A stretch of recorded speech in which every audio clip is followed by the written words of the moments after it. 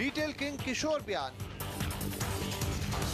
वो शख्स जिन्होंने बिग बाजार के जरिए देश में रिटेल कारोबार का चेहरा बदल कर रख दिया, अब लेकर आए हैं रिटेल में नई क्रांति, बिग बाजार डायरेक्ट।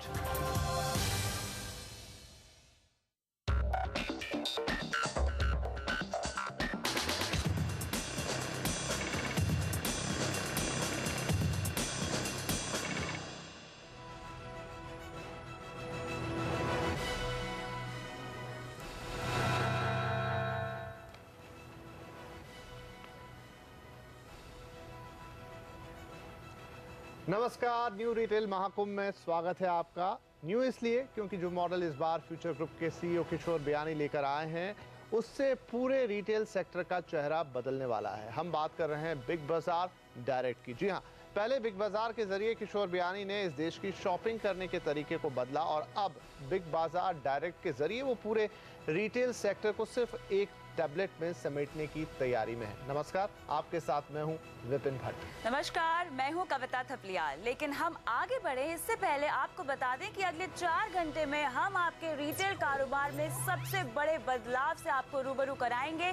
पहले घंटे में हमारा फोकस होगा बिग बाजार डायरेक्ट के बिजनेस कॉन्सेप्ट पर। यहाँ खुद फ्यूचर ग्रुप के सीईओ किशोर बियानी आपको बताएंगे बिग बाजार डायरेक्ट का मॉडल क्या है, ये कैसे काम करता है, सबसे जरूरी आपके लिए ये कैसे फायदेमंद है। सिर्फ बातें ही नहीं होंगी, दूसरे घंटे में हम आपको उन कारोबारियों से भी मिलाएंगे जो इस वक्त बिग बाजार के साथ जुड़े हैं और लाखों का कारोबार हर महीने कर रहे हैं। साथ ही फ्यूचर ग्रुप के लोग भी जुड़ेंगे हमारे साथ, इनसे समझेंगे कारोबार की बारीकियों को। इस दौरान आप भी अपने सवाल CNBC आवाज के जरिए इन एक्सपर्ट से पूछ सकते हैं। और तीसरे और चौथे घंटे में आपको आपके सवालों के जवाब देंगे बिग बाजार डायरेक्ट की पूरी टीम होगी हमारे साथ। ये टीम देश के कई हिस्सों से लोगों के सवालों के जवाब देगी। कहानी यहीं खत्म नहीं होती है। आखिर के आधे घंटे में CNBC आवाज संपादक संजय पुगलिया किशोर बियानी से करेंगे खास चर्चा। बिग बाजार डायरेक्ट की जो बारीकियां आपकी नजर से छूट गई हैं वो किशोर बियानी आप तक पहुंचाएंगे। तो कहीं जाइए नहीं, सिर्फ चंद घंटे आपकी जिंदगी को बदल सकते हैं, आपकी कमाई में हजारों लाखों की बढ़ोतरी कर सकते हैं। तो कैसे छोटे निवेश से आप कर सकते हैं एक मोटी कमाई, इस घंटे हमारा फोकस होगा इस पर। बिग बाजार डायरेक्ट के बिजनेस मॉडल को समझाने के लिए अब खुद हमारे साथ मौजूद है फ्यूचर ग्रुप के सीईओ किशोर बियानी और बिग बाजार डायरेक्ट के प्रोजेक्ट डायरेक्टर BC छाबड़ा। स्वागत कीजिए इनका। इसके अलावा हमारे साथ कई दर्शक भी जुड़े हुए हैं, आप सभी का भी बहुत बहुत स्वागत है।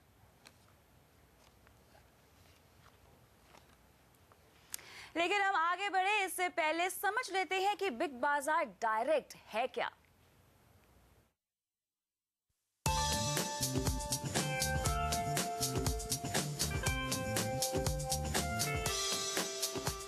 बिग बाजार डायरेक्ट को आसान शब्दों में कहें तो घर बैठे रिटेल किंग किशोर बियानी से जुड़ने का सीधा मौका। रिटेल का ऐसा मॉडल जिसमें आपकी एक बार पूंजी लगेगी 3 लाख रुपए और आप सालाना कारोबार कर पाएंगे 60 लाख से ज्यादा का। हम मजाक नहीं कर रहे हैं। देश में रिटेल कारोबार का चेहरा बदलने वाले किशोर बियानी एक नए क्रांतिकारी मॉडल को लेकर आए हैं। ये मॉडल डायरेक्ट सेलिंग और ई-कॉमर्स का मिला जुला रूप है। बिग बाजार डायरेक्ट के साथ कोई भी जुड़ सकता है। कारोबारी, स्टूडेंट, हाउसवाइफ, इंश्योरेंस, आप कोई भी कारोबार में हो, बिग बाजार डायरेक्ट के साथ आप जुड़ सकते हैं। बिग बाजार डायरेक्ट से जुड़ने के लिए जरूरत है तो सिर्फ एक रजिस्ट्रेशन की। रजिस्ट्रेशन के बाद फ्यूचर ग्रुप आपको नए जमाने का कारोबारी बनाने के गुर सिखाएगी। नए जमाने के साथ चलना है तो माल बेचने का तरीका भी हाईटेक होगा। माल बेचने के लिए आपको एक खास टैबलेट मिलेगा। इस टैबलेट के जरिए आप कहीं भी किसी को बिग बाजार डायरेक्ट का माल बेच सकते हैं। टैबलेट में फ्रेंचाइजी को 1000 सामान की लिस्ट मिलेगी। ये लिस्ट बिग बाजार में चल रहे ऑफर से अलग होगी, यानी आपको मिलेगी दोगुनी पावर। बिग बाजार के ऑफर तो टैबलेट के जरिए आप बेच ही सकते हैं। बिग बाजार डायरेक्ट के 1000 से ज्यादा ऑफर्स भी आप ग्राहकों को बेच पाएंगे। इस लिस्ट में कपड़े, इलेक्ट्रॉनिक आइटम्स, फर्नीचर में शानदार ऑफर्स आपको मिलेंगे। और हाँ, बिग बाजार की तरफ से लिस्ट रोज अपडेट होती है। सबसे मजे की बात ये है कि माल की डिलीवरी की टेंशन भी आपकी नहीं होगी। माल 7 दिन के अंदर ग्राहक तक बिग बाजार ही पहुंचाएगा। ऑर्डर लेते वक्त पेमेंट फ्रेंचाइजी को ग्राहक से लेनी होती है। हर सामान का कमीशन तय है, जो हर महीने की 5 तारीख को फ्रेंचाइजी के खाते में ट्रांसफर होगा। बिग बाजार डायरेक्ट ने ग्राहक के साथ फ्रेंचाइजी का भी खास ख्याल रखा है। सामान के हिसाब से फ्रेंचाइजी को 3 से 20% का कमीशन मिलेगा। बिग बाजार डायरेक्ट के जरिए किशोर बियानी की योजना रिटेल कारोबार में टेक्नोलॉजी को जोड़ना है। देश में ऐसे रिटेल मॉडल तैयार हो रहे हैं जिसके जरिए सिर्फ टैबलेट ही बड़े रिटेल स्टोर का काम करेगा। ग्राहकों को बाजार जाकर सामान खरीदने की जरूरत ही नहीं होगी। फ्रेंचाइजी के जरिए सभी माल सीधा घर पहुंचेगा। इसमें ग्राहक और फ्रेंचाइजी दोनों को काफी फायदा होगा। तो ये आपने देखा बिग बाजार डायरेक्ट किस तरीके से काम करेगा, क्या है उसका मॉडल। जाहिर तौर पे ये जो सब कुछ आपने देखा उसके बाद कई सवाल आपके मन में उमड़ रहे होंगे, घुमड़ रहे होंगे, और इसीलिए तो आज हमारे साथ खुद किशोर बियानी इन सवालों के जवाब देने के लिए। किशोर जी, पहला सवाल आपसे यही कि बिग बाजार, जैसा मैं आपका ही स्टेटमेंट कहीं पढ़ रहा था कि जितना मार्केट शेयर है उससे बड़ा कहीं माइंड शेयर है। पूरे देश में लोग बिग बाजार को जानते हैं, तो अब जब बिग बाजार के साथ ये डायरेक्ट आपने आगे जोड़ा तो क्या सोच थी, क्या कल्पना थी, क्या लगा आपको कि ऐसा क्यों करना चाहिए? अगर आप देखेंगे इंडिया में मॉडर्न रिटेल का पेनिट्रेशन जो है और हम लोग कितने लोगों तक पहुंच पाते हैं, तो मैं समझता हूं कि इंडिया की 30 से 40% पॉपुलेशन अगले 5 से 10 साल में हम लोग पहुंच पाएंगे। आज हम लोग शायद 20-25% पॉपुलेशन को टच कर पाते हैं, बट इंडिया बहुत बड़ी कंट्री है। 60% पॉपुलेशन आज भी अनटच्ड है, जो मॉडर्न रिटेल में कभी आई नहीं है या वहाँ पे दुकानें नहीं है। तो हमने ये फॉर्मूला, ये जो मॉडल बनता है बिग बाजार डायरेक्ट, ये जो बैलेंस 60% है और जो ऑलरेडी एग्जिस्टिंग 25-30% जो ऑलरेडी जुड़े हुए हैं उनके साथ भी संपर्क कर सकते हैं। तो इसमें डेप्थ और reach, geographical reach and depth आती है। और हर कस्टमर जो कि बड़ी दुकान में आना नहीं चाहता है बट सामान ज़रूर चाहता है, और काफ़ी बल्कि सामान होते हैं जो कि दुकान से आप खरीद के, क्योंकि आपको ट्रांसपोर्ट चाहिए, आप ले नहीं जा सकते हैं।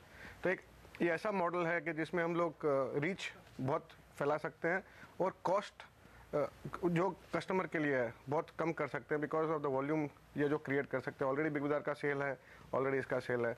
तो ये ऐसा मॉडल है जिसमें हर कोई जीतता है। वेंडर भी जीत रहा है बिकॉज वॉल्यूम बन रहा है, रिटेलर के लिए भी अच्छा है बिकॉज कॉस्ट ऑफ रिटेलिंग कम होती है, और फ्रेंचाइजी के लिए अच्छा है कि वो भी एक इंटरफेस बना रहा है, अपनी एक काबिलियत यूज़ करके सेल कर रहा है, और कस्टमर के लिए अच्छा है कि घर बैठे उसको सामान मिल रहा है। तो ऐसा मॉडल है जिसमें नॉर्मली हमारे जो रिटेल मॉडल होते हैं उसमें विन विन विन होता है, इसमें विन विन विन विन है।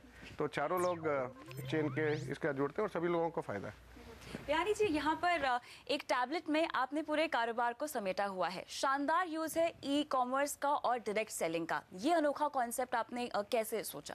हम लोग ई कॉमर्स के बिजनेस में थे। हमारी एक साइट थी फ्यूचर बाजार। 5 साल से हम लोग कोशिश कर रहे थे कि कस्टमर के साथ कैसे एंगेज हो, टेक्नोलॉजी को कैसे यूज़ हो, बट वो इतनी सफल नहीं रही क्योंकि उसकी cost of acquiring a customer बहुत महंगा था, कॉस्ट ऑफ डिलीवरी काफ़ी महंगा था, एक नया ब्रांड बनाना पड़ता है उसके लिए भी कॉस्ट बहुत लगती है। तो हम लोगों ने काफ़ी रुपये का नुकसान भी हुआ उस बिज़नेस में। तो ये इतने एक्सपीरियंस के बाद में हम लोगों ने सोचा कि without a human interface in India, एक ह्यूमन इंटरफेस, और हर आदमी एंटरप्रेन्योर है इस कंट्री में, हर आदमी कुछ ना कुछ बेचता है। मैं भी आज ये कॉन्सेप्ट बेचने आया हूँ।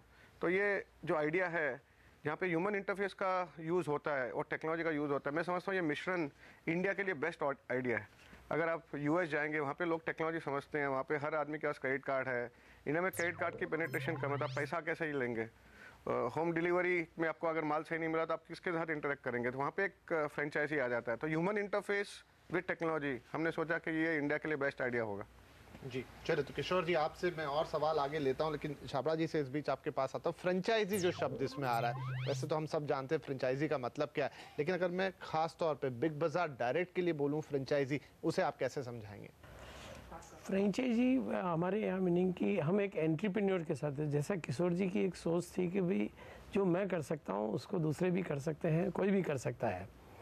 और ह्यूमन डेवलपमेंट HRD जो हिंदुस्तान में बहुत अवेलेबल है, उन सबको डेवलप करने के लिए एक बिजनेस मॉडल ऐसा जो हर कोई कर सकता है, तो उसी को अपन फ्रेंचाइजी के रूप में दे रहे हैं, ताकि टेक्नोलॉजी और पर्सनल रिलेशनशिप दोनों का जो कॉम्बिनेशन है वो इंडिया के लिए बेस्ट वन मॉडल है। तो आपका जो ये फ्रेंचाइजी है ये कोई भी हो सकता है? बिल्कुल। हाँ, ये कोई भी हो सकता है, बस उसमें एक बिजनेस करने का एटीट्यूड होना चाहिए और आगे बढ़ने की तमन्ना होनी चाहिए। लेकिन आपका जो सिलेक्शन का प्रोसेस है वो क्या है, किन तर्ज पे आप फ्रेंचाइजी सिलेक्ट करते हैं? नहीं, फ्रेंचाइजी सिलेक्शन का हमारा सिंपल क्वालिटी है कि उसमें बिजनेस करने का एटीट्यूड होना चाहिए, आगे बढ़ने की तमन्ना होनी चाहिए, कोई भी कर सकता है। प्रोफेशन से कुछ कोई खास नहीं, ताल्लुक नहीं रखता? कोई, ये इस कोई बिजनेस कारोबारी मॉडल भी की, फ्रेंचाइजी बन सकता है? हाँ, इस बिजनेस मॉडल की ब्यूटी है कि इसको कोई भी कर सकता है, कहीं से भी कर सकता है।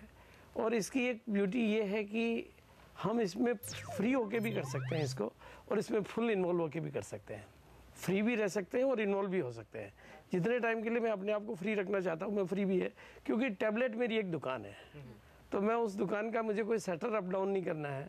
जब मैं टैबलेट के साथ वर्क करके लोगों के साथ में रिलेशंस के साथ में मैं बिजनेस बढ़ाता हूँ तो मैं बिजी हो जाता हूँ, और जब मैं फ्री रहना चाहता हूँ मैं फ्री रह सकता हूँ।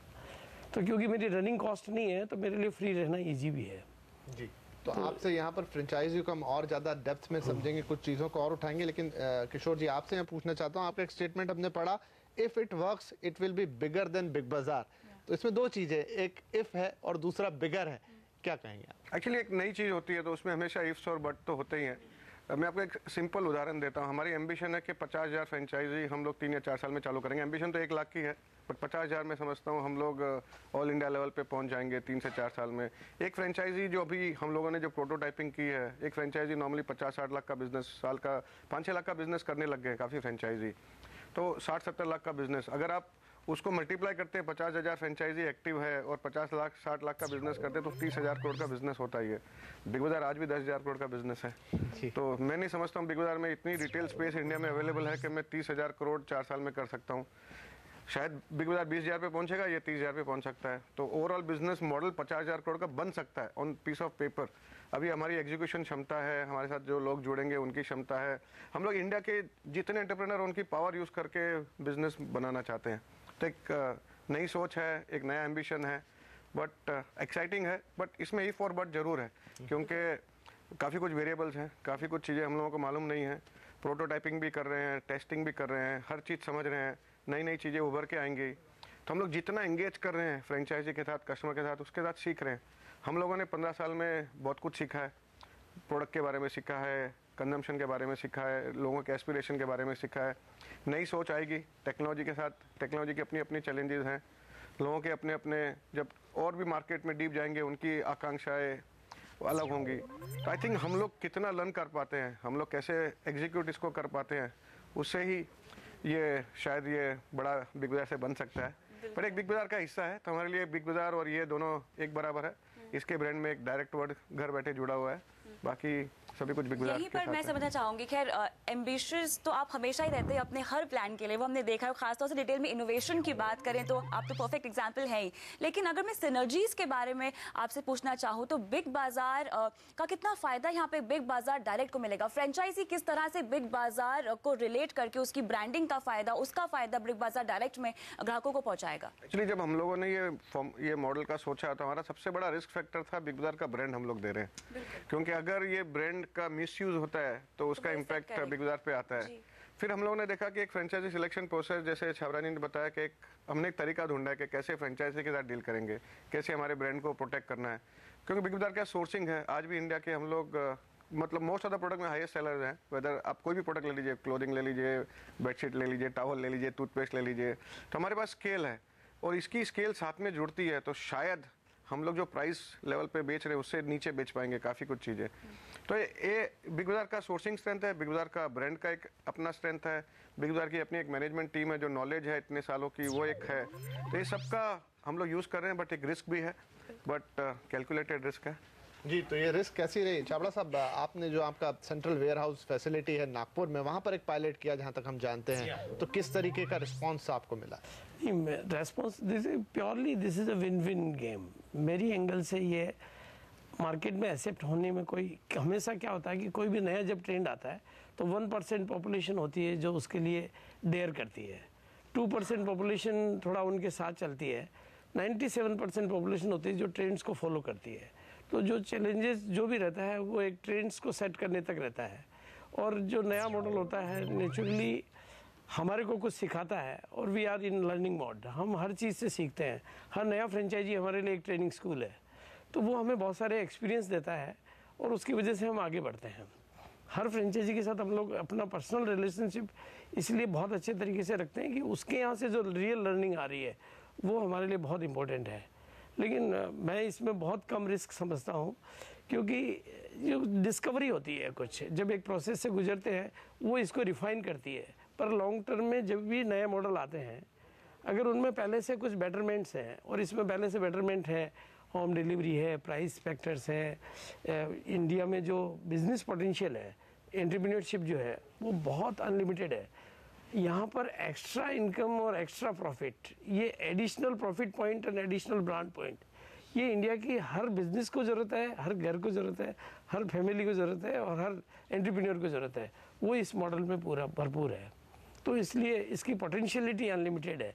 I am so confident about it. बिल्कुल, तो अपने आप में विपिन हम कह सकते हैं एक तरह का नया रिटेल इनोवेशन है बिग बाजार डायरेक्ट, लेकिन इसकी बारीकियों को अभी और भी समझना बाकी है। कैसे आप बिग बाजार डायरेक्ट का फ्रेंचाइजी बन सकते हैं, कैसे आप अपना कारोबार कर सकते हैं, ये सब हम जानेंगे इस छोटे से ब्रेक के बाद।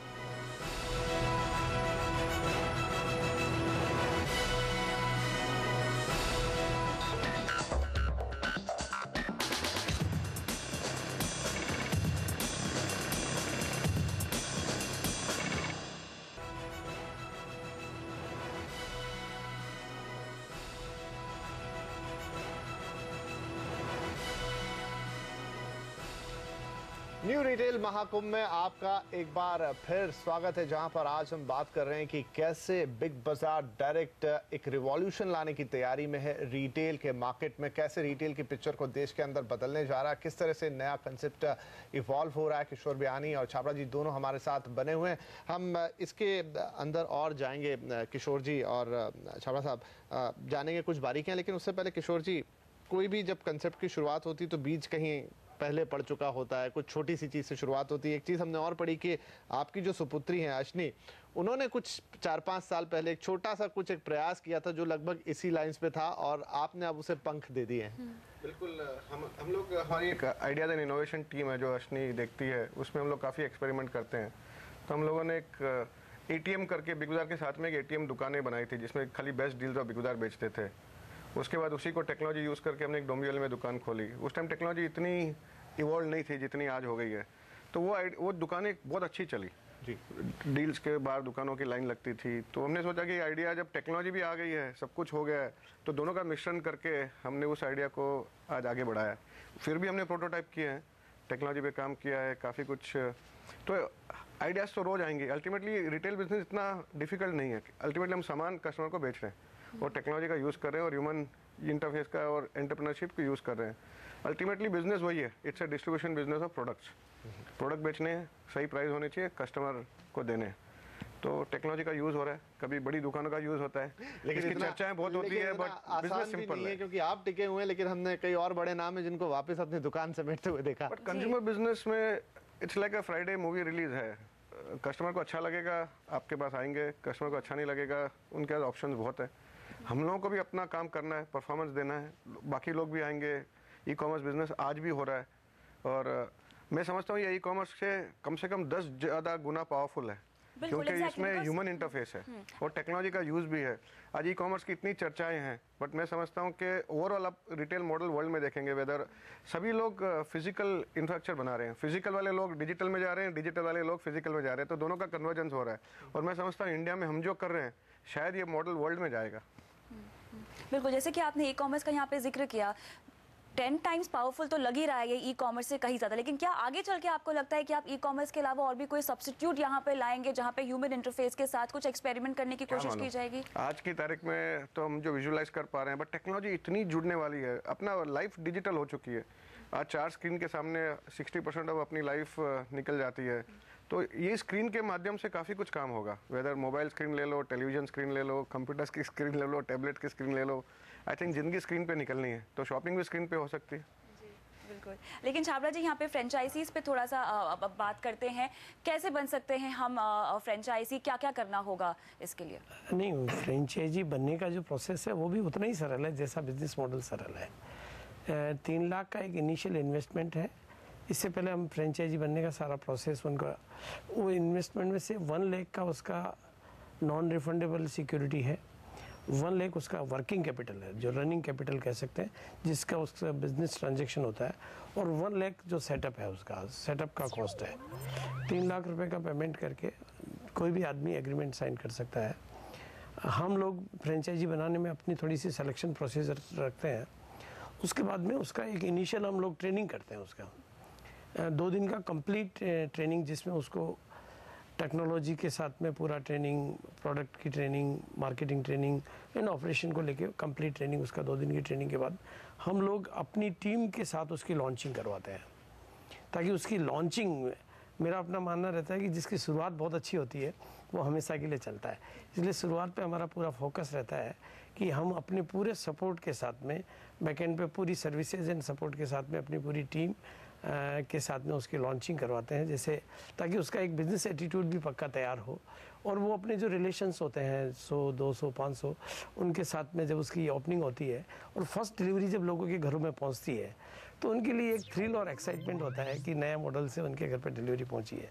हमने हिंदुस्तान में थोड़ा कटसी परचेज होती है ओपनिंग पे, वो सारे प्रोसीजर को हम लोग फॉलो करते हैं। जहाँ तक मैं समझ रहा हूँ, ये जो आपने 1 लाख रुपए डिपॉजिट की बात की, ये भी 10% एनुअल इंटरेस्ट के साथ है। जो डिपॉजिट रहेगा शायद उस पर इंटरेस्ट दिया जाएगा। नहीं, हम उसको बोलते हैं कि आपकी इतनी अर्निंग्स होंगी साल की, ओके, तो साल की मतलब मिनिमम अर्निंग्स इतनी होगी, उसे डिपॉजिट से, ये डिपॉजिट नहीं है। ये क्योंकि आज की तारीख में आज हम ये उनको फ्री भी दे सकते हैं, बट फ्री की हमेशा कभी कोई वैल्यू नहीं होती है। तो 1 लाख रुपए अगर आप इन्वेस्ट नहीं करोगे तो बिजनेस का लॉजिक क्या है? आपको मिनिमम, हमने ऐसा सोचा कि कितने लोग जुड़ सकते हैं, तो 1 लाख रुपया तो उसका वर्किंग कैपिटल, 1 लाख रुपया तो उसकी सेटअप फीस लग जाती है। हम लोग उसको टैबलेट देते हैं, ट्रेनिंग देते हैं, बोर्ड देते हैं, पूरा स्टेशनरी देते हैं, तो सभी कुछ देते हैं, तो कॉस्ट हमारी भी लग जाती है। 1 लाख रुपया तो उसको इन्वॉल्वमेंट का पैसा, हम लोग ब्रांड दे रहे हैं, इतना बड़ा रिस्क ले रहे हैं, तो उसका एक इन्वॉल्वमेंट का पैसा है। पर हम चाहते हैं कि उसका पैसे, एक जितना माल बेचेगा उसका मिनिमम रिटर्न उसको मिलना है, और ये रिफंडेबल है। ये रिफंडेबल है जी। तो यहाँ पे विपिन हम देख रहे हैं साफ तौर से कई तरह का सपोर्ट यहाँ दिया जा रहा है, distribution, back and, inventory mechanism, उसके साथ साथ यहाँ पे कॉल सेंटर का भी एक सपोर्ट दिया है।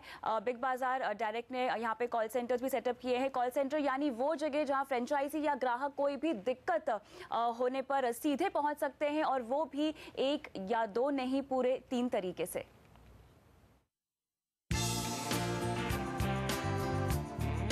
किसी भी कंपनी की पहचान इस बात से होती है कि उसकी बैकएंड टीम कितनी मजबूत है।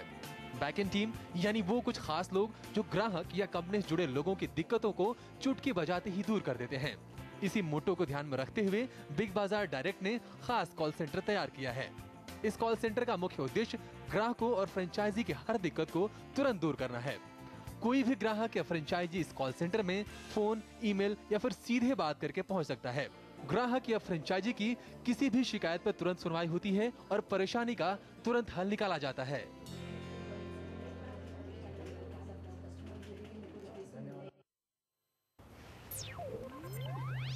तो यहाँ पे हमने देखा विपिन, कई तरह के सपोर्ट्स की हमने बात की, हमने वर्किंग कैपिटल, इन्वेस्टमेंट की भी बात कर ली है, लेकिन फिलहाल वक्त है ब्रेक, और ब्रेक के बाद हम समझेंगे ई वॉलेट का किस तरह से इस्तेमाल किया जा सकता है बिग बाजार डायरेक्ट में।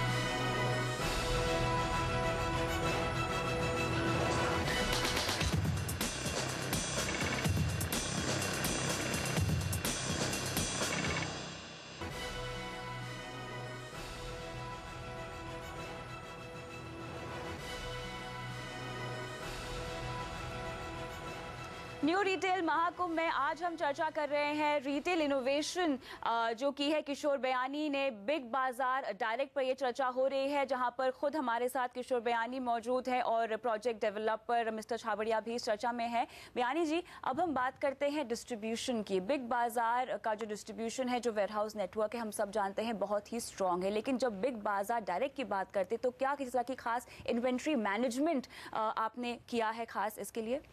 आई थिंक ये हमारा सबसे बड़ा बैकएंड जो होता है रिटेल के बिजनेस में, बहुत महत्वपूर्ण होता है कि कैसे, क्या स्पीड में हम लोग एग्जीक्यूट कर सकते हैं ऑर्डर को।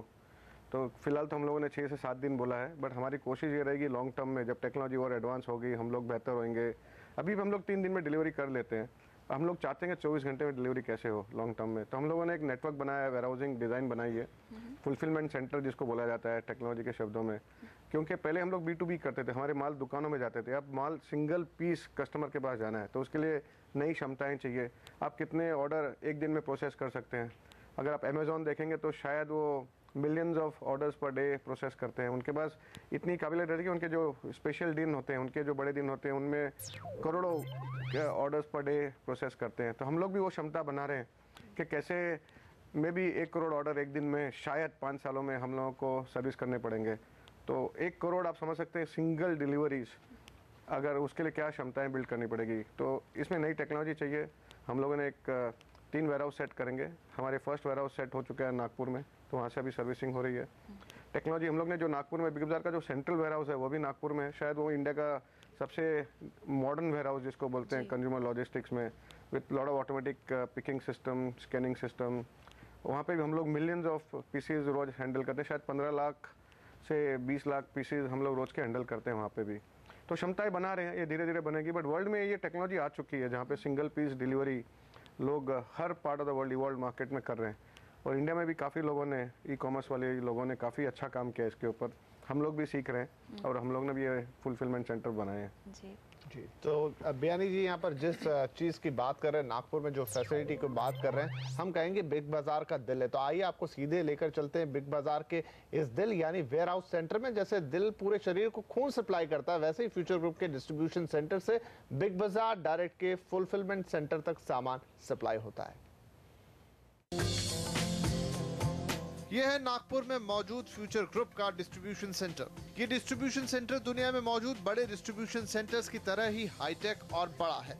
बस आप इतना समझ लीजिए कि आज आपके बिग बाजार या फिर फ्यूचर ग्रुप के किसी भी रिटेल स्टोर में जो भी प्रोडक्ट दिख रहे हैं वो इस तरह के डिस्ट्रीब्यूशन सेंटर की मदद से ही वहां पहुंचते हैं। इसी सेंटर की मदद से फ्यूचर ग्रुप दूसरे छोटे वेयर हाउस या कहें फुलफिलमेंट सेंटर्स तक माल पहुंचाता है।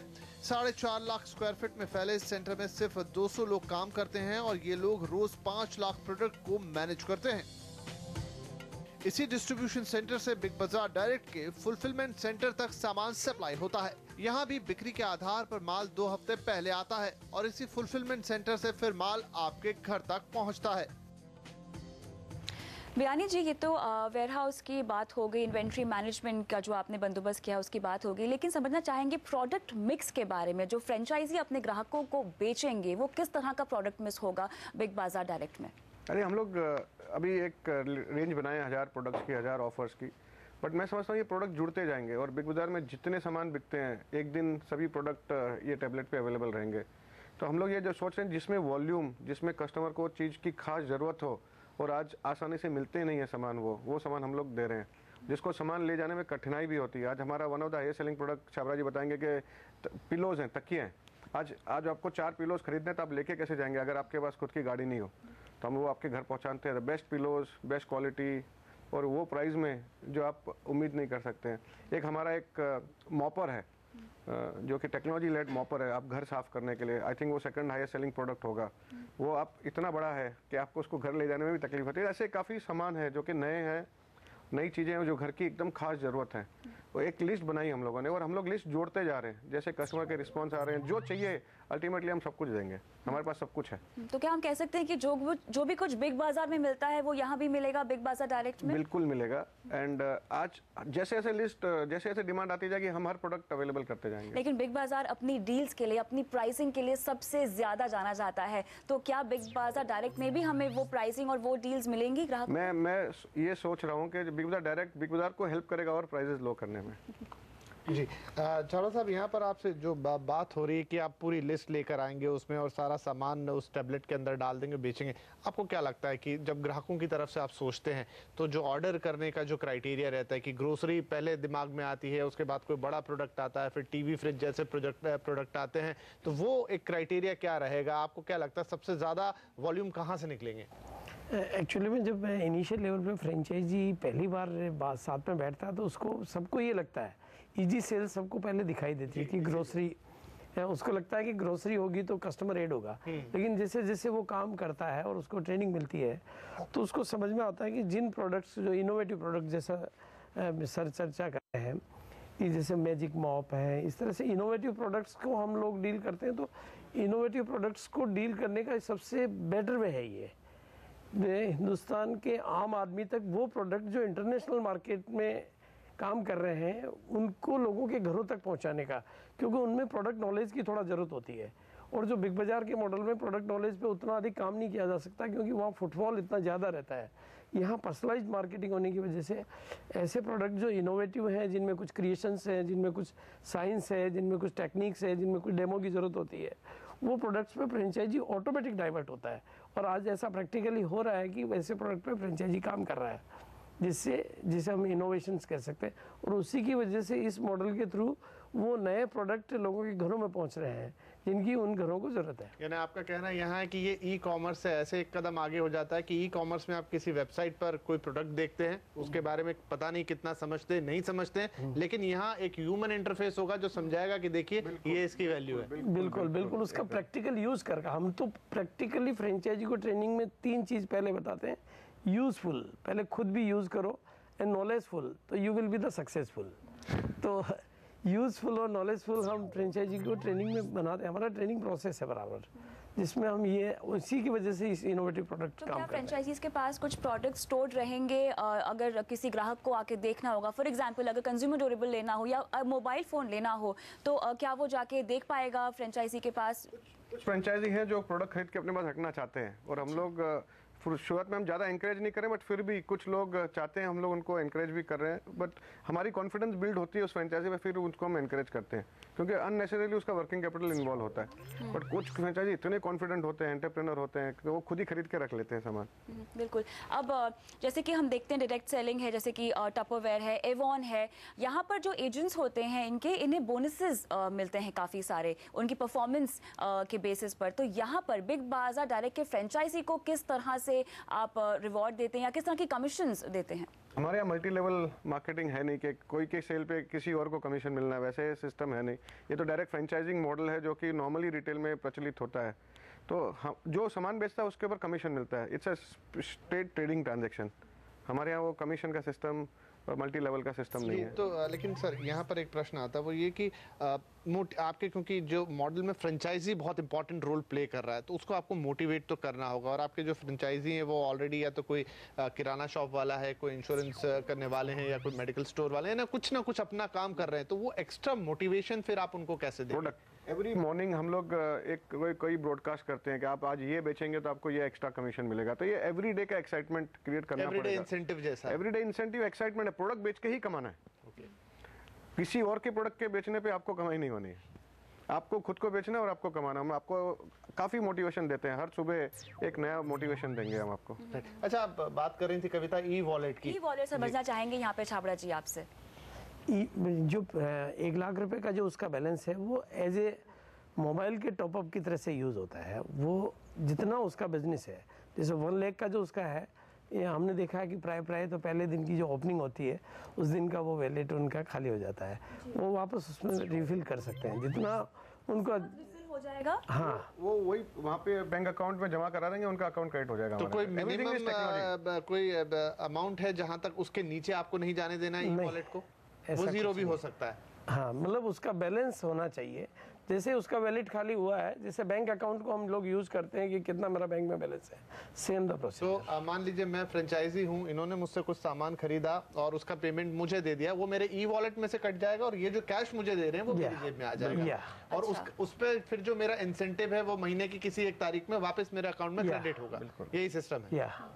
लेकिन यहाँ पर अगर किसी ग्राहक को कोई प्रोडक्ट पसंद नहीं आया या किसी तरह की कुछ एक्सचेंज करना हुआ, तो क्या रिफंडेबल जैसी चीजें या एक्सचेंज वाली सुविधा भी है बिग बाजार डायरेक्ट में?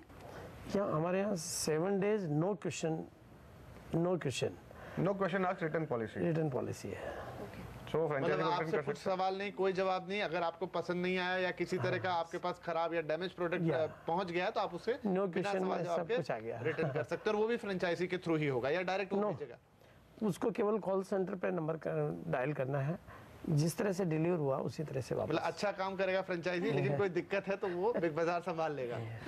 फ्रेंचाइजी अपनी मार्केटिंग किस तरह से कर सकता है? अपने बिग बाजार डायरेक्ट की जो सुविधा है उसके पास अवेलेबल है, उसके बारे में आप कितना उसको मोटिवेट कर रहे हैं, कैसे इनकरेज कर रहे हैं? एक्चुअली आप देखेंगे हम लोग एक स्कीम पे वर्क कर रहे हैं जो शायद एक आध महीने में चालू हो जाएगी। हर घर में हम चाहते हैं कि एक प्रोडक्ट लाया जाए। जब VCR आया था इंडिया में तब हमने लाखों पीसेस बेचे थे, आज बेडशीट्स हमने लाखों पीसेस बेचे हैं। तो हमारी इच्छा है हम लोग एक प्रोडक्ट पे काम करें। मेलामाइन, आज लोग स्टील ही इतना यूज़ नहीं करें, मेलामाइन यूज़ कर रहे हैं। तो हम एक प्रोडक्ट ला रहे हैं जो कि एक ऐसे प्राइस पे ला रहे हैं कि 1000 रुपया मार्केट से कम होगा आज भी। 37 पीस का डिनर सेट, 17 पीस का डिनर सेट, हर घर में एक डिनर सेट। तो हम उसको एडवर्टाइज करेंगे, उसमें नीचे फ्रेंचाइजी का नाम लिखेंगे, बिग बाजार के थ्रू बिकेगा, बिग बाजार डायरेक्ट के थ्रू बिकेगा। कस्टमर बिग बाजार डायरेक्ट के फ्रेंचाइजी को फ़ोन करके उसका ऑर्डर देंगे। तो हम कस्टमर को बिग बाजार डायरेक्ट फ्रेंचाइजी के पास भी भेजना चाहते हैं। उसके लिए हम काफ़ी एडवर्टाइजिंग करेंगे और हर प्रोडक्ट ऐसा एक प्रोडक्ट बनाएंगे जिसकी हमारे को लाखों पीसेस बेचने हैं। उसके ऊपर काफ़ी काम कर रहे हैं। चलिए, तो यहाँ पर काफी सारा काम, काफी सारी सोच इन्वॉल्व है और ये मॉडल ऐसा नहीं कि आज बन गया तो यहीं रुक गया। ये शायद रोज वक्त के साथ इवॉल्व होता रहेगा, हर दिन के साथ इसमें कुछ चीजें नई जुड़ती रहेंगी। तो और क्या इसका स्कोप है, इसका होराइजन कहाँ तक जाता है, क्या सोच रखा है किशोर जी ने, ये सब बातें करेंगे इस छोटे से ब्रेक के बाद।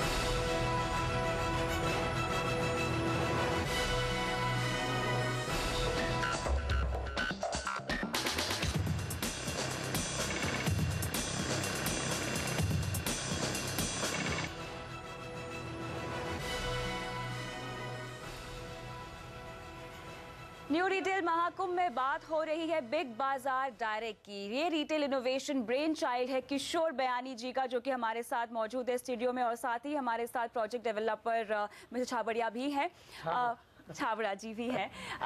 बयानी जी, रिटेल एज ए सेक्टर की बात करते हैं हम। काफ़ी हद तक आज भी अनऑर्गेनाइज्ड है हमारे देश का retail sector. Big Bazaar direct के ज़रिए आपको क्या लगता है, अगले 5 साल की अगर मैं बात करूं, काफ़ी हद तक ऑर्गेनाइज्ड देखते हैं रिटेल सेक्टर को आप बिग बाजार के हिट के बाद, सक्सेस के, बिग बाजार डायरेक्ट के सक्सेस के बाद? अगर करंट रिटेलर ये मुहिम में जुड़ जाते हैं तो वो भी ऑर्गेनाइज हो जाते हैं, टेक्नोलॉजी का यूज़ कर रहे होते हैं, किसी से भी ऑर्डर ले रहे हैं। तो ये आई थिंक एक ऑर्गेनाइज्ड वे से, बिकॉज एक कलेक्टिव बाइंग होती है। आज जब एक छोटा रिटेलर बाइंग करता है तो उसकी क्षमता नहीं रहती है कि एक अच्छे प्राइस पे बाई कर सके। आज इंडिया एक ओनली कंट्री है जहाँ पे FMCG कंपनी जो वर्ल्ड की, यहाँ पे जो मल्टीनेशनल्स काम करते हैं, बाकी FMCG कोई प्रोडक्ट पे 90% ऑफ MRP अपने घर ले जाते हैं। वर्ल्ड में ये एवरेज 75%, 80% के ऊपर नहीं होगी। तो ये छोटे दुकानदार को इतनी बेनिफिट नहीं मिलती, बहुत लो कॉस्ट पे ऑपरेट करते हैं, जिसमें FMCG कंपनी काफ़ी MRP तक अपना प्राइस ले जा सकते हैं। ये मॉडर्न रिटेल जो हम लोग ला रहे हैं, और ये अगर लोग जुड़ेंगे तो उनकी बाइंग पावर बढ़ जाती है हमारे साथ जुड़ के। और मैं समझता हूँ कि वो जो प्रोडक्ट FMCG के प्रोडक्ट बेच के जो कमाते हैं, उससे कई ज़्यादा गुना हमारे प्रोडक्ट बेच के कमा सकेंगे। जी किशोर जी, अभी तो ये शुरुआत है, आपका फोकस Tier 2, Tier 3 सिटीज़ पे रहने वाला है इसमें। लेकिन अगर बहुत ज़्यादा आगे की बात ना करूं, जैसे सरकार कोशिश कर रही है कि हर ग्राम पंचायत को इंटरनेट से जोड़ दिया जाएगा, कुछ समय में ये शायद हम होता हुआ भी देखेंगे। क्या आगे गांव की तरफ भी, या रूरल इकोनॉमी है उसको भी ट्रैप करने का इरादा? बिल्कुल इच्छा है कि जितना हम डीप जाना चाहते हैं उतना जाना चाह रहे हैं। हम लोग एक चेन के साथ बात करें, फार्मेसी चेन है जो कि साउथ में है, जो कि एकदम डीप है। वो पूरी चेन बिग बाजार डायरेक्ट के फ्रेंचाइजी बनना चाह रहे हैं। अगर वो मॉडल सक्सेसफुल हो जाता है तो हर जगह पे बिग बाजार डायरेक्ट आज अवेलेबल हो जाएगा। तो आई थिंक इसकी जो पावर है एकदम डीप जाने की है। तो लेकिन आपको कस्टमाइज करना पड़ेगा, इन द सेंस आपको अपने चेंजेस लाने पड़ेंगे पूरे प्रोजेक्ट में रूरल रीच तक जाने इसमें कोई भी, हमारा प्रोजेक्ट डिजाइंड है पूरा कि जहाँ तक लोएस्ट एकदम छोटे से छोटा कस्बा 500-1000 लोगों के कस्बे तक हम लोग पहुँच सकते हैं। क्या आपको लगता है कि बिग बाजार डायरेक्ट बिग बाजार के लिए बहुत बड़ा कंपटीशन हो जाएगा अगर बहुत ही अच्छा कंपटीशन है? बिल्कुल होगा और हम चाहते हैं कि हो। चारों साहब, यहाँ पर एक छोटा सा फिर टेक्निकल क्वेश्चन लेकर आना चाहता हूँ, जो मैंने पढ़ा और मुझे समझ में आया कि मैं अगर फ्रेंचाइजी बन जाता हूँ, जो टैबलेट है वो टैबलेट कोई एरिया स्पेसिफिक लिमिटेड नहीं है कि मैं सिर्फ इसी एरिया में, जैसे आपका स्टोर होता है कि यहीं के लोग आ रहे हैं, मैं हिंदुस्तान में कहीं भी जाऊँ तो उस टैबलेट पे ऑर्डर बुक कर सकता हूँ। तो क्या ये, पहली बात तो क्या ये हो सकता है, और हो सकता है तो फिर सप्लाई चेन इसमें कैसे काम करेगी? नहीं, एक्चुअली में टैबलेट अपने आप में ही बाउंड्री लेस मॉडल है। टैबलेट है मतलब ही बाउंड्री तो उसकी कर ही नहीं सकते। और हिंदुस्तान में रिलेशंस की अपनी बहुत इंपॉर्टेंस है, और मेरे रिलेशन तो हिंदुस्तान में कहीं भी हो सकते हैं। तो ये टैबलेट कहीं से भी काम कर सकता है। लेकिन डिलीवरी मॉडल तो अपने जो, जैसा कि बिग बाजार डायरेक्ट की तरफ से है कि भाई होम डिलीवरी है, तो जहाँ का ऑर्डर है, अगर किसी दूसरी जगह का दूसरी जगह हो सकता है तो दूसरी जगह का दूसरी जगह पर हो ये सकता जो आपकी फैसिलिटी है ये वक्त के साथ ही धीरे धीरे डेवलप होगी मेरे ख्याल से, जैसे जैसे एक्सपेंशन होगा। नहीं, अभी 8000 पिन कोड अभी ऑलरेडी हैं आपके ऑलरेडी, डेटाबेस हाँ, पे। और ये धीरे धीरे सब एक्सपांड होने हैं। जी चलिए अब वापस से एक बार बड़ी पिक्चर पे आते हैं। जैसा कविता कह रही थी कि अभी बहुत छोटा पोर्शन है, कुल मिला के देखें तो करीब 500 बिलियन डॉलर का रिटेल पोटेंशियल है इंडिया में, जो आंकड़े हम पढ़ते हैं, और सिर्फ 10% हार्डली उसमें से ऑर्गेनाइज रिटेल के हिस्से में आता है, और जो ई कॉमर्स है वो तो बहुत ही छोटा प्रतिशत है। शायद आपको लगता है आगे बढ़ते हुए ये वाला हिस्सा ही शायद सबसे ज्यादा मैक्सिमाइज होगा? आई थिंक सबकी अपनी अपनी जगह है। मैं हमेशा समझता हूँ कि रिटेल हमेशा प्रोडक्ट बेचना ही है, कोई भी टेक्नोलॉजी के थ्रू बेचो, फिजिकल स्टोर के थ्रू बेचो, तो हम लोगों को तो प्रोडक्ट बेचना है। ये एक मॉडल है जो कि डीप हम आप समझ 25,000 स्क्वायर फीट की दुकान हम छोटे शहरों में कर नहीं सकते, शायद जगह भी नहीं मिले, उतने कस्टमर भी नहीं मिलेंगे, और उनकी डिमांड भी साल में 2 बार होगी, 3 बार होगी। तो आई थिंक ये मॉडल आज चीज़ उनको भी वही चाहिए, और क्यों नहीं चाहिए। और अगर वो सामान लेने के लिए उनको शहर जाना पड़े तो हम चाहते हैं कि उसके घर पे सामान मिले। तो ये टेक्नोलॉजी के थ्रू हम लोग बहुत डीप जा सकते हैं। पर मुझे लगता है कि क्या इसके अपने फायदे नहीं है? जैसे अगर आप स्टोर की बात करें तो उसकी एक अपनी ऑपरेटिंग कॉस्ट है, उसका एक खर्चा है, लेकिन यहाँ आप उसको काफ़ी हद तक नीचे ले आएंगे इस सिस्टम से, इस मॉडल से। देखिए, इसमें 2 कॉस्ट होती है जो ई कॉमर्स के मॉडल है। एक तो कस्टमर एक्विजिशन कॉस्ट होती है, क्योंकि आपको ब्रांड बनाना है, जैसे फ्लिपकार्ट ब्रांड ले लो, स्नैपडील ब्रांड ले लो, तो खर्चे होते हैं ब्रांड बनाने के। बिग बाजार एक ब्रांड बना हुआ है, तो हमारी कॉस्ट ऑफ एक्वायरिंग का कस्टमर लो हो जाती है। फ्रेंचाइजी की अपनी एक नेटवर्क होती है, तो उससे कॉस्ट कम हो जाती है। दूसरी होती है फुलफिलमेंट कॉस्ट, जो कि काफ़ी होती है। और हम लोग जो स्केल पे काम करना चाह रहे हैं उससे हम लोग समझते हैं कि फुलफिलमेंट कॉस्ट हम लोग कई लेवल तक नीचे ले आएंगे। और एक डिलीवरी मॉडल जो सप्लाई चेन का मॉडल, आज तो 8,000-9,000 पिन कोड सर्विस कर रहे हैं। इंडिया में 32-34,000 पिन कोड्स हैं, तो बाकी पिन कोड को सर्विस करने के लिए फ्रेंचाइजी मॉडल को हम लोग यूज़ करेंगे एक डिलीवरी पॉइंट बना के, तो उससे भी हम कॉस्ट और कम करेंगे। आई थिंक जितना हमारा कारोबार बढ़ेगा उससे हमारी फुलफिलमेंट कॉस्ट कम होगी, और उससे और प्राइजेस कस्टमर को कम मिलेंगे। और यहाँ पर फ्रेंचाइजी से जुड़ा हुआ एक और सवाल छाबड़ा जी ध्यान में आ रहा है। Franchise all over the country, pan India कहीं से भी ऑर्डर ले सकता है? हाँ, जो पिन कोड पे अभी हमारा सर्विस चालू है वो वहाँ से ऑर्डर ले सकता है। हाँ, जहाँ पे सर्विस चालू कर दिया है ऑर्डर ले सकता है। डिलीवरी वैसे फ्यूचर का ये है कि हिंदुस्तान में कोई भी कहीं का भी ऑर्डर ले सकता है, डिलीवरी वहाँ पे। पिन कोड यानी वो एरिया का पिन कोड आपको देना होता है? हाँ, पिन कोड से ही, क्योंकि टेक्नोलॉजी चेक करती है कि वहाँ डिलीवरी पॉसिबल है या नहीं है। क्योंकि हिंदुस्तान में बहुत सारी टेरिटरीज तो ऐसी है जहाँ पर इवन हमारा पोस्ट ऑफिस भी नहीं पहुंचता है। पेमेंट मैकेनिज्म को यहाँ पे समझना चाहूंगी। अभी तो फिलहाल कैश ऑन डिलीवरी आपको अपने फ्रेंचाइजी को पैसे दे देने हैं और आपके घर पे आ जाएंगे, लेकिन क्या आगे चल के हम किसी तरह के स्वाइप मशीन या क्रेडिट कार्ड, डेबिट कार्ड का भी इस्तेमाल होते हुए देखेंगे बिग बाजार डायरेक्ट में? हमारे लिए तो फ्रेंचाइजी ऑलरेडी पेमेंट कर चुका है जी, तो हमारे लिए मॉडल बहुत सिंपल है। अब फ्रेंचाइजी और कस्टमर का रिलेशनशिप कुछ भी हो सकता है। फ्रेंचाइजी बोलता है आप हमारे अकाउंट को डेबिट कर लीजिए, हमारे लिए हम कंफर्मेशन ऑफ ऑर्डर कस्टमर को भेज देते हैं जी। अब चूंकि इन्होंने फ्रेंचाइजी का एक मसला उठाया, तो कल जब मैं सब पढ़ रहा था तो एक सवाल और मन में आता, वो ये कि फ्रेंचाइजी बनाने का क्या कुछ लिमिटेशन होगा? मान लीजिए आपके पास एक ही जगह से बहुत सारे एप्लीकेशंस आ गए, तो क्या आप उसमें से किसी एक को ही फ्रेंचाइजी बनाएंगे? आपको लगता है कि नहीं ये दोनों ठीक है तो इनको दे दें? मतलब कोई डिस्ट्रीब्यूशन उसमें आप किस तरीके से करेंगे? अरे ये लोग छाबड़ा जी लोग इस प्रोजेक्ट में एक्सपर्ट हैं। इनके एक प्रोसेस है स्क्रीनिंग के, और आई थिंक एक स्क्रीनिंग प्रोसेस के माध्यम से डिसाइड करेंगे कि कितनी विड्थ और डेप्थ क्रिएट करनी है एक पर्टिकुलर पिन कोड और पर्टिकुलर एरिया में। तो अगर मार्केट काफ़ी डेंसिटी ऑफ पीपल बहुत ज़्यादा होता है कोई जगह पे, तो उसमें शायद स्कीम चेंज होती है, ज़्यादा लोग भी अपॉइंट कर सकते हैं। तो यानी एक एरिया में एक ही फ्रेंचाइजी होगा या एक एरिया में 2 से 3 फ्रेंचाइजीज भी हो सकते हैं? बहुत ही सब्जेक्टिव क्वेश्चन है, डिपेंड करता है एरिया पे, मार्केट साइज पे, सब कुछ पे डिपेंड करेगा जी।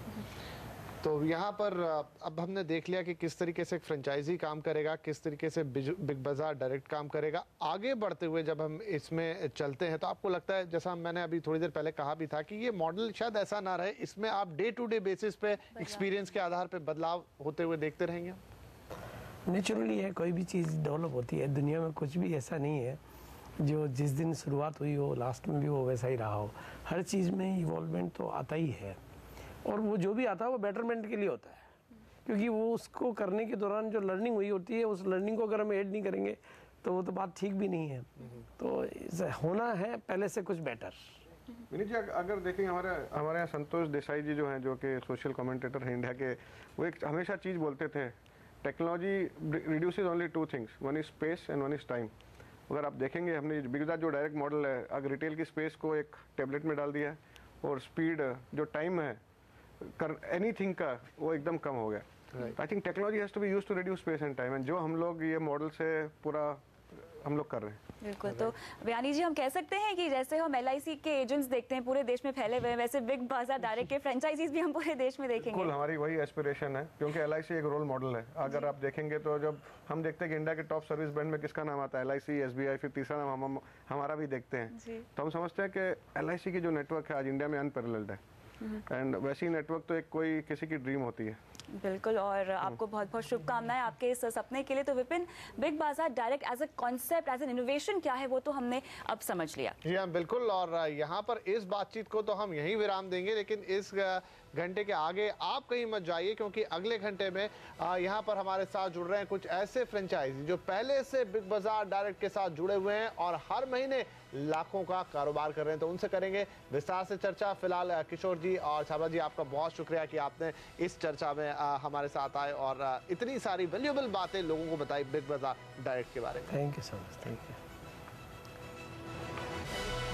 एक ब्रेक के लिए, लेकिन आप बने रहिए हमारे साथ इस खास पेशकश में।